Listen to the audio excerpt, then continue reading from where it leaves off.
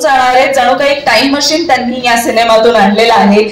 आजच्या काळातील सगळ्यांनीच प्रेम वेगवेगळ्या पद्धतीने अनुभवलं आहे. त्यांच्याकडे इन्स्टा आहे, फेसबुक आहे, या सगळ्या गोष्टी आहेत. पण एक काळ होता जेव्हाचं प्रेम थोडंसं वेगळं होतं. मिस कॉलवर होतं, स्लॅम बुकवर होतं. 2 मिस कॉल म्हणजे घराबाहेर उभा आहे, 3 मिस कॉल म्हणजे लवकर भेटायला ये, अशा सगळ्या गोष्टी असायच्या. आणि असंच ते प्रेम जागवण्यात आलेलं आहे या सिनेमाच्या माध्यमातून. टीजर मधून आपल्याला हलकीशी झलक पाहायला मिळेलच, पण 31 तारखेची वाट आपण सगळे पाहतोय. पण या सिनेमाच्या निमित्ताने पहिल्यांदाच दिग्दर्शनाची धुरा ज्यांनी उचलली ते म्हणजे अजिंक्य बापू फाळके यांना मी स्टेजवर येण्याची विनंती करते. जोरदार टाळ्यांनी स्वागत करूयात या सिनेमाचे दिग्दर्शक अजिंक्य फाळके यांचं. त्यांच्यासोबतच या सिनेमाचे निर्माते, या सिनेमाच्या पाठीशी अतिशय भक्कमपणे जे उभे राहिले ते म्हणजेच बाळासाहेब फाळके, बापूसाहेब फाळके आणि हिंदवी फाळके यांना देखील मी स्टेजवर येण्याची विनंती करते. जोरदार टाळ्यांनी त्यांचंही स्वागत करूयात. आणि सहनिर्माते म्हणून या सिनेमाच्या निमित्ताने जोडले गेले ते म्हणजेच यश मनोहर सणस, त्यांनाही मी स्टेजवर येण्याची विनंती करते. निर्मितीची जबाबदारी संपल्यासारखे नका वागून लवकरात लवकर स्टेजवर या, कारण सिनेमा तयार झालेला आहे पण इथून पुढे प्रमोशनचं खूप मोठं काम आपल्यावर आहे.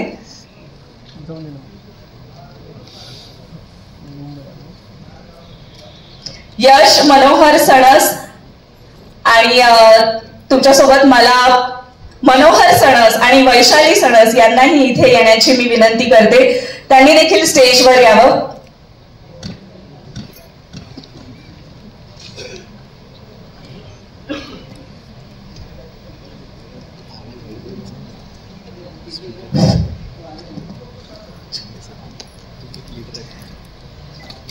अजिंक्य फाळके यांनी पहिलाच हा सिनेमा जो दिग्दर्शनासाठी मला वाटतं निवडला किंवा हा विषय का निवडला हे मला सगळ्यात आधी जाणून घ्यायचंय. काही आठवणी आहेत किंवा काही अशा गोष्टी आहेत की नाही या सगळ्यांपर्यंत पोहोचायला हवं. सो काय रिलेट केलं तुम्ही की हा सिनेमा आपल्याला करायचा हे ठरवलं? ऍक्च्युली फर्स्ट टाइम दिग्दर्शन असल्यामुळे प्रत्येक जण वेगळी स्टोरी शोधत असतो की, आणि एक वेगळी लव्ह स्टोरी. प्रत्येकाच्या आपल्या भावना असतात ज्या की एखादी मुलगी आवडू लागते, मग सगळं स्लो व्हायला लागतं आणि त्या प्रकारे त्या भावना अशा चित्रपटामधून मी व्यक्त केल्यात ज्या की प्रत्येक जनरेशन म्हणजे मोठी पिढी असू दे, आपले तरुण कॉलेजचे असते, शाळेची लोक असेल, तर सगळ्यांना ते जरूर आवडेल. नक्कीच प्रेम ही भावनाच असते, ते सगळ्यांना आवडेल अशीच आहे. पण मला वाटतं या सिनेमाच्या माध्यमातून तुम्ही आजच्या पिढीला थोडंसं मागे घेऊन जाणार आहात. तर यासाठी तुम्ही काही वेगळे काय म्हणतात त्याला सेट वेगळा डिझाईन केला किंवा काही वेगळे एफर्ट्स घ्यावे लागले की तो काळ दाखवण्यासाठी काय काय करावं लागलं? तो काळ दाखवण्यासाठी बऱ्याच अशा गोष्टी आहेत की ज्यावेळेस आपण जुन्या काही गोष्टी असायच्या त्यावेळेस गोल्ड स्पॉट नावाचं एक ड्रिंक मिळायचं. तर अशा काही गोष्टी ज्या आपल्याला आठवल्या किंवा आपल्याला दिसल्या तरी आपण त्या भावनेमध्ये जातो. तर जुने सेट्स असेल, जुन्या गाड्या असतील, अशा बऱ्याच जुन्या गोष्टी दाखवून आपण त्या काळापर्यंत लव्ह लेटर्स सगळंच पूर्ण पॅकेज या सिनेमामध्ये आपल्याला बघायला मिळेल. क्या बात आहे. आणि निर्माते म्हणून या सिनेमासाठी या सगळ्या गोष्टी प्रोव्हाइड केल्या होत्या का? काय काय गोष्टी निर्माते म्हणून तुम्हाला द्याव्या लागल्या या सिनेमासाठी? मला तसं खरं तर अजिंक्य सरांनी मगाशीच सांगितलंय, निर्माते खूप कमी बोलतील किंवा बोलणारच नाही, कारण त्यांचं काम जे होतं ते म्हणजे सिनेमाच्या पाठीशी उभं राहणं जे त्यांनी केलेलं आहे. तरी पण आजच्या दिवशी प्रमोशनला येऊन सिनेमा पोहोचलाय, सो काय सांगाल?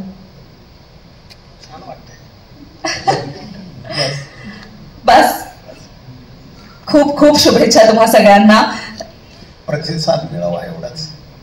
सॉरी, मोठा प्रतिसाद मिळावा. मिळणार मिळणार मिळणार. मला वाटतं निर्माते पहिल्यांदा जास्त काही बोलायचं नाही हे ठरवलेलं आहे त्यांनी. असे काय प्रॉब्लेम नाही मोबाईल मध्ये. वेल, पण आपण खरंच एका चांगल्या सिनेमाशी असोसिएट झालात त्यासाठी तुम्हाला खूप खूप शुभेच्छा.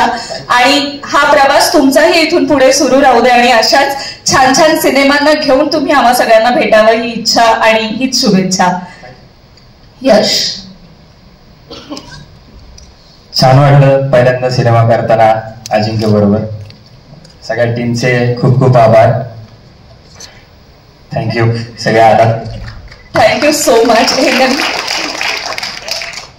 पहिल्यांदाच इतकी युनिक स्टोरी बनवली आहे आणि डिरेक्टर सरांनी खूप जास्त एफर्ट्स घेतलेत जे वी कांट इमॅजिन, पण तुम्हाला ते कळेलच. फक्त keep supporting. Thank you so much. नक्कीच सगळ्यांचा सपोर्ट या सिनेमासाठी असणार आहे. मी खरंच परत एकदा हे सांगते की निर्माते म्हणून कदाचित त्यांनी खूप मेहनत घेतलेली आहे, पण आज ते ज्या शांततेत उभे आहेत, आपणही तितकाच उत्साहात प्रतिसाद देऊयात या सिनेमासाठी. थँक्यू सो मच तुम्ही इथे आलात त्यासाठी आणि खूप खूप शुभेच्छा. सिनेमाच्या निमित्ताने एली अब्राम हा कमाल चेहरा मराठी सिनेसृष्टीत येतोय, हे या सिनेमाचं आकर्षण आहेच. पण आता हे एक गोड गाणं ऐकल्यानंतर मला असं वाटतंय की या सिनेमातली सगळीच गाणी इतकीच गोड आहेत, या सिनेमाचं संगीत देखील तेवढंच खास आहे. सो फार वेळ न घालवता या सिनेमाचं संगीत ज्यांनी केलेलं आहे मी त्यांना इथे स्टेजवर इन्व्हाइट करते. रोहित नागभिडे आणि विजय गवंडे, दोघांसाठी जोरदार टाळ्या झाल्या पाहिजे. रोहित नागभिडे यांनी या सिनेमातील 3 गाणी मला वाटतं कंपोज केली आहेत आणि विजयजी यांनी या सिनेमाचं बॅकग्राऊंड म्युझिक देखील केलेलं आहे आणि सोबतच एक गाणं देखील कंपोज केलंय. सर, फायनली आज टीजर लॉन्च होतोय या सिनेमाचा आणि सिनेमातील इतर गाणी, जसं रोहित सर आपण 3 गाणी यातील कंपोज केलेली आहेत, तिन्ही गाणी वेगवेगळ्या जॉनरची आहेत. आम्हाला काय सांगाल त्याबद्दल? खूप छान अनुभव या सिनेमाबद्दल. अजिंक्य तसा माझा मित्र आहे आणि याचे लेखक जे आहेत नितीन सुपेकर या सिनेमाचे, त्यांचे आमचे फार पूर्वीचे स्नेहाचे संबंध आहेत आणि हा सिनेमा करताना त्यांनी जो एरा सांगितला 80s 90s तर फार उत्सुकता होती की काय काय करता येईल. पण यातले जे गीतकार आहेत वैभव देशमुख, प्रशांत मडपुवा आणि वैभव जोशी यांचे आमच्या सगळ्यांचे फार छान संबंध आहेत. मग गोष्ट घडत गेली आणि फार अजिंक्यचा जो उत्साह आहे की त्यांना जी एक्साइटमेंट आणि तो खरंच त्या इतका तरुण आणि इतका उत्साही आहे की त्यांनी जे जे नरेशन आमच्याकडे जे अपेक्षित होतं तर आम्ही देऊ शकलो आणि नक्की असं वाटतंय की तो चेहरा आम्ही जगलेला आहोत की 90s सॉन्ग अजून पण मनावर खूप अधिराज्य घालवतात. तर खूप मजा आली आणि विजय खूप माझे छान मित्र आहेत, त्यांनी आज सिनेमाचं पार्श्वसंगीत इतकं सुंदर केलंय आणि जे रोमॅन्टिक गाणं आहे ते पण फार सुंदर केलं. तर नक्कीच अपेक्षा आहे की तुम्हाला फार आवडेल. ही तिन्ही जी गाणी आहेत ती 1998 म्हणजे त्या काळातलीच ऐकायला मिळतील, म्हणजे तसंच काही आहे की काही वेगळं देखील असणार आहे? थोडं जे असतं आपलं 90चा काळ म्हणजे तो रेट्रो काळ आहे आणि जे आता आपण ऐकतो साजनची गाणी आहेत सगळी त्या काळातली जी गाणी आहेत त्याचा साऊंड आजचा कंटेम्पररी साऊंड सोबत कसा मेल करायचा तो आम्ही प्रयत्न केलाय आणि ते लिरिक्स फार सुंदर आहेत. आपलं आर्य आंबेकर, ऋषिकेश रानडे, अवधूत गुप्ते सगळ्या गायकांनी त्यांचं योगदान खूप मोठं दिलंय. तर नक्कीच तो फील आणण्याचा प्रयत्न केला. क्या बात आहे. विजयजी, आपल्यासाठी पूर्ण या सिनेमाचं बॅकग्राऊंड म्युझिक देखील आपण केलंय, त्यामुळे हा एक टास्क होता का की 1998 उभं करायचंय, कारण खूप मोठी बाजू असते बीजीएम म्हणजे? डेफिनेटली होतं माझ्यासाठी, कारण मी पहिल्यांदाच रोमॅन्टिक फिल्म करतोय, बाकी वेगवेगळ्या विषयाच्या फिल्म केल्या. अजिंक्यनं बॅकग्राऊंडसाठी मला विचारलं आणि बॅकग्राऊंड करताना एक मेलडीचा आम्ही कंटिन्युअस वापर केला आणि त्या बॅकग्राऊंडची थीम होती, त्याच्यावर तो म्हटलं ह्याच्यावर एक गाणं होईल या थीमवर, तर आपण ते करू शकतो का? तर एक गाणं पण मी केलंय. बाकी रोहितची गाणी आहेत सगळी, गाणं गायले पद्मनाभ गायकवाडने आणि लिहिलंय, सुंदर लिहिलंय वैभव देशमुखने.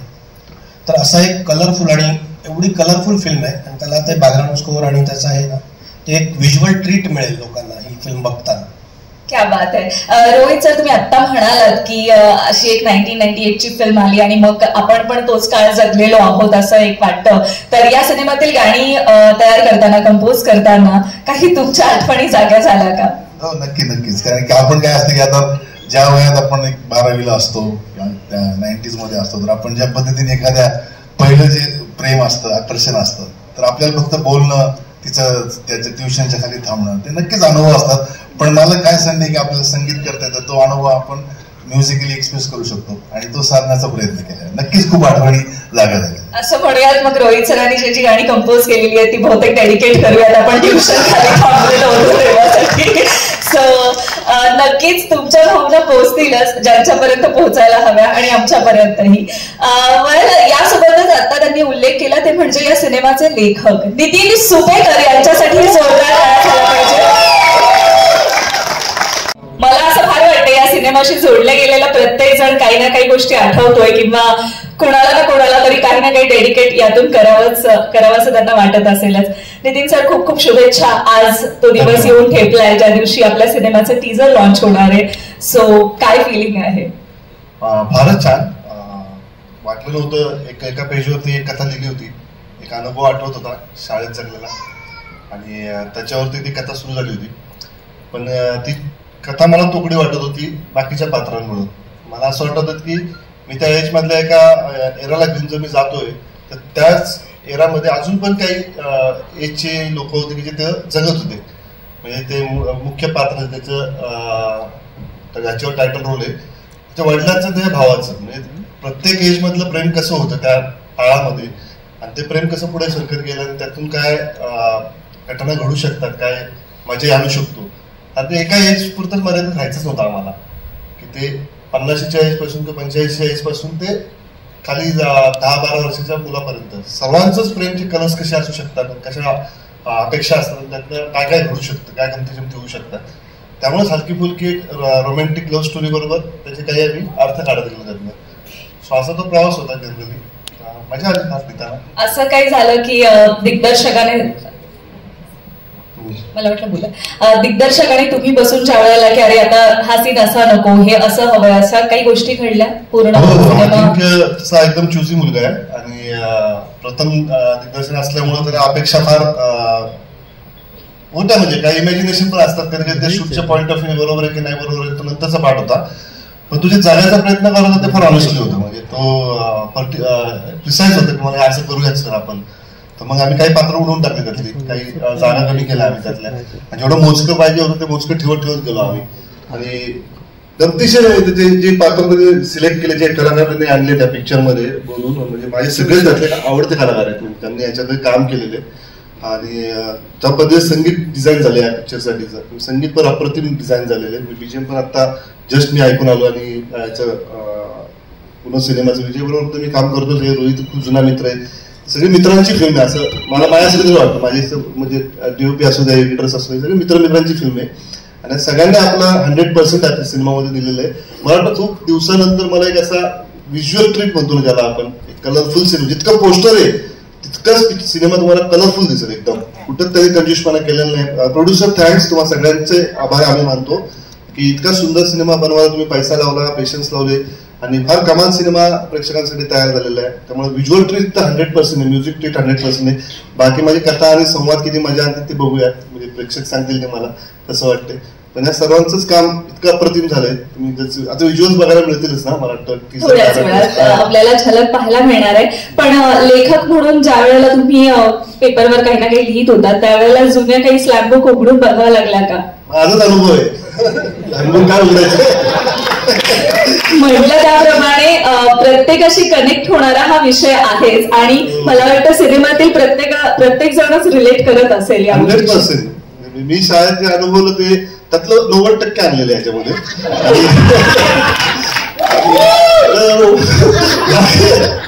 कलाकार अशी सिनेमा कसा असं विचार करा.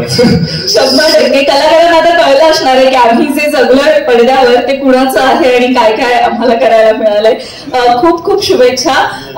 तुमच्यासोबतच या सिनेमाला बरेच जण जेव्हा बांधले जातात तेव्हा खऱ्या अर्थाने सिनेमा तयार होतो.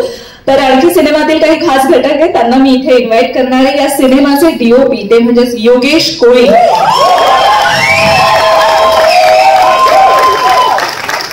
मगापासून आपण सगळे बोलतोय सिनेमा अतिशय छान दिसणार आहे, खूप चांगली व्हिज्युअल ट्रीट आहे. सो त्यामागचं श्रेय आपल्याला ज्यांना द्यायचंय ते म्हणजे या सिनेमाचे DOP Yogesh Koli. Thank you sir. खूप खूप शुभेच्छा. फायनली प्रमोशनचा टप्पा सुरू झालेला आहे. 31 तारखेला आपली फिल्म रिलीज होतीये. सगळ्यांनीच एव्हाना खूप कौतुक केले की आम्हाला एक व्हिज्युअल ट्रीट मिळणार आहे. सो तुमच्यासाठी ती सगळी ट्रीट किंवा ती सगळी गोष्ट जमवून आणताना काय एफर्ट्स तुम्हाला घ्यावे लागले की नाही आपल्याला हे असेच कलर्स हवेत, हे सगळे सीन असेच बांधायचे?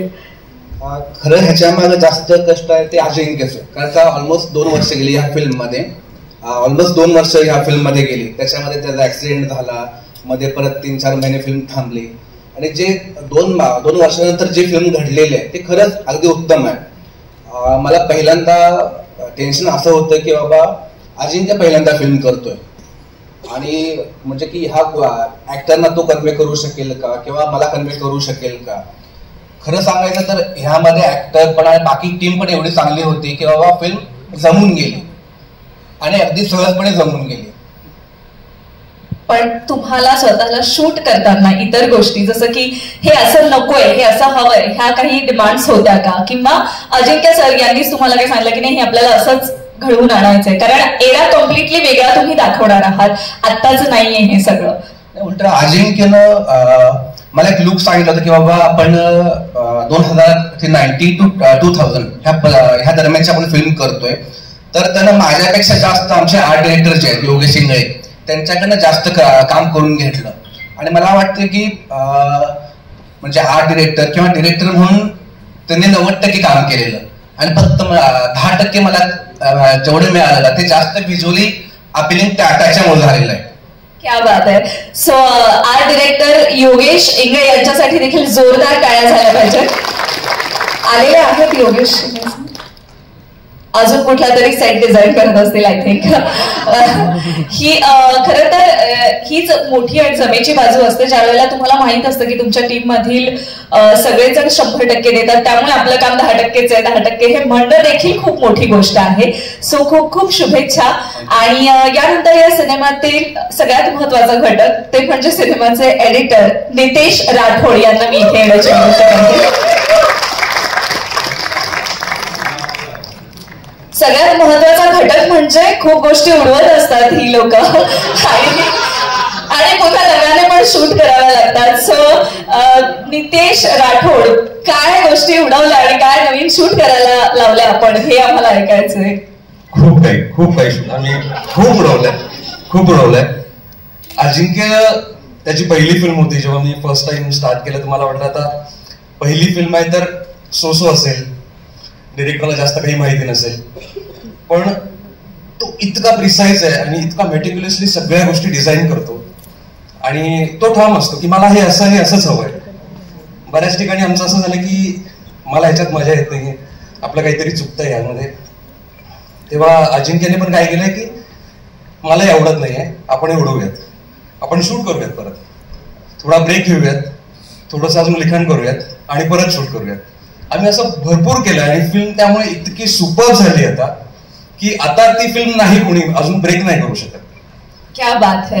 म्हणजे ही पण खूप महत्वाची गोष्ट आहे की दिग्दर्शकाने स्वतः म्हणणं की नाही ठीक आहे हे नको आणि हे परत नव्याने शूट करूया. कारण बऱ्याचदा दिग्दर्शक आपल्याच कंटेंटच्या खूप प्रेमात असतात, पण तुमचं जर समन्वय साधला गेलाय तर ही खरंच खूप चांगली गोष्ट आहे. त्यामुळे आम्हाला डेफिनेटली एक छान फिल्म पाहायला मिळेल. यासोबतच मी इथे इन्व्हाइट करणार आहे या सिनेमाचे आणखी एक महत्वाचे घटक ते म्हणजे सिनेमाचे एक्झिक्युटिव्ह प्रोड्युसर सचिन दुबाळे पाटील यांना. जोरदार टाळ्यांनी त्यांचं स्वागत करूया. आणि त्यांच्यासोबतच या सिनेमाचे क्रिएटिव्ह डिरेक्टर मनीष शिंदे. ते सांगतात पलीकडून येताना मी बोलणार नाही, मला काही विचारू नको, कारण ईपीचं काम बहुतेक झालेलं असतं आतापर्यंतच. नाही, definitely creative director Manish Shinde. आतापर्यंत सगळ्यांनीच खूप गोष्टींचं या सिनेमाबद्दल बऱ्याच गोष्टी सांगितलेल्या आहेत, खूप गोष्टी आमच्यापर्यंत पोहोचल्या आहेत. टीजर पाहिल्यानंतर जास्त आम्हाला अंदाज येणार आहे, पण दिग्दर्शक आणि तुम्ही तुमच्या दोघांमधलं हे बॉन्डिंग किंवा ट्युनिंग कसं होतं? आमचं ट्युनिंग यांनी सगळ्यांनीच बघितलंय, सगळ्यात जास्त टीमने बघितले. म्हणजे आमच्या कधी क्लॅश नाही झाली किंवा काहीच गोष्टी झाल्या नाहीत, बऱ्याचदा अशा गोष्टी होतात. पण मंगला थिएटरच्या बाहेर आम्ही जेव्हा एक सिनेमा बघून दोघं बसलो होतो तेव्हा आम्ही ठरवलं होतं की एक पिक्चर बनवायचा आहे आणि तो रिलीज करायचा होता. आज आम्ही इथपर्यंत पोहोचलोय, बस एवढंच मिळवलं, बाकी काहीच नव्हतं. आणि त्या जो शब्द होता अजिंक्यला माझा की चित्रपट रिलीज होईपर्यंत मी तुझ्यासोबत असेल, ह्या सगळ्यांच्या साथीने मी त्याच्यासोबत आहे, बस एवढंच. करेक्ट प्रश्न विचारला. म्हणजे त्यांचं ट्युनिंग हे त्या मंगला थिएटरच्या बाहेर तुम्ही एकमेकांना जो शब्द दिला तेव्हापासून ते आजपर्यंतच आहे आणि आशा करते हे ट्युनिंग असंच राहू देत. अजून सिनेमे घेऊन या, आम्हाला अजून सिनेमे पाहायला आवडतील. आणि ईपी या सिनेमाचे सचिन पाटील सर, तुम्ही त्रास दिलात की सिनेमातील इतरांनी त्रास दिला ते सांगा आम्हाला. त्रास कुणाला दिला नाही. खूप चांगली टीम मिळाली मला, काम करायला अनुभव चांगला मिळाला आणि चांगला सिनेमा झालाय. फक्त मला आता टीजर बघितल्यानंतर तुम्हाला कळेलच. नक्कीच मला वाटतं की खरंच ह्या सगळ्यांनी ज्या गोष्टी इथे अतिशय प्रामाणिकपणे आपल्यासोबत शेअर केलेल्या आहेत, तर डेफिनेटली या सिनेमातून खूप छान गोड असं काहीतरी आपल्याला पाहायला मिळणार आहे. प्रेम तर आहेच आणि ते या सगळ्यांमध्ये देखील पाहायला मिळते, तर असंच राहू देत. खूप खूप शुभेच्छा आपल्या सगळ्यांना.